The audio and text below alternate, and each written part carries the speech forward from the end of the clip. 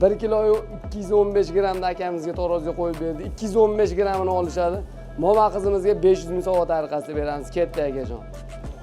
Momo qizni qaranglar, shikolatlar eritib, oqizi hammani yoshi shunaqa o'tgani nima dedilaring? Shikolatni yuzlarga surkab ishini qani. Momo qizim dadingiz yutadi. Dahshat o'yin. Ketdi aka. Voy, jon aka. Bu qizga shikolat olishimiz kerak edi-ku aka. Yomon to'xtab turing, to'xtab. Yana bitta imkoniyat, gap so'z bo'lishi mumkin. Uzmasdan oldi, ketdi. Momo qizimiz sovrinni olishliklari uchun dadalariga yana bitta imkoniyat. Akamizga omad yor bo'lsin.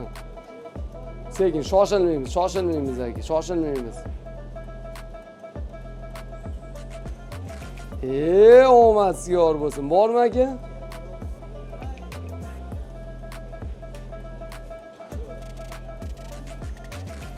Yaxshi akaxon! Malades!